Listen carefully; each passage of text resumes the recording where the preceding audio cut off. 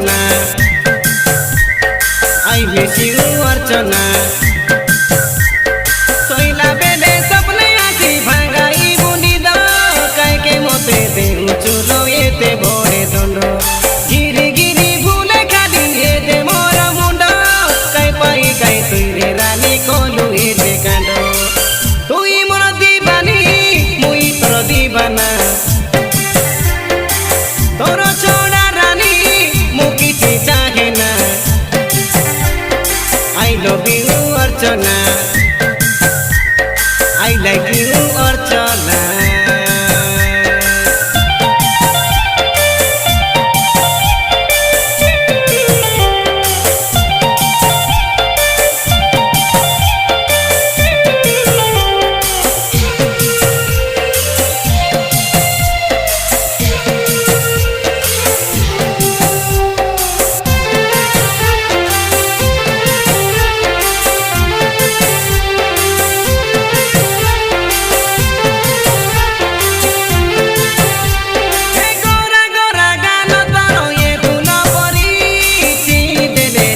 जीवन खालो होई गरी हाय रे मोर लगवती मन मयूरी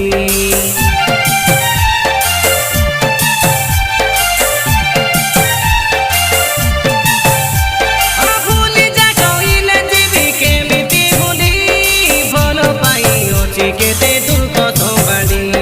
राजू तोरा जोगा दिले बसी भी बोली हालो गाई बोली बोली मोर साथी रे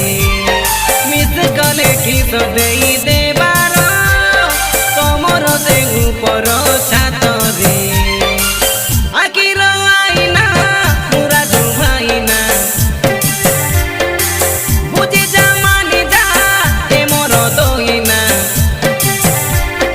आई love you Archana I miss you अर्चना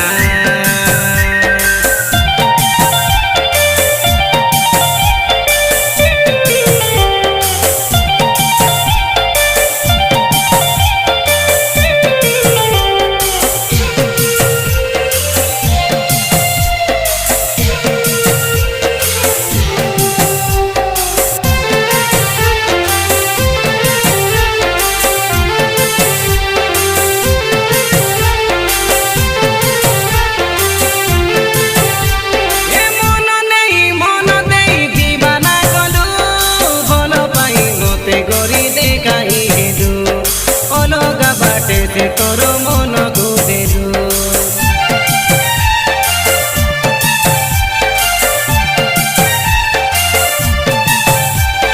सुना पिला थिली मते पीत लगलु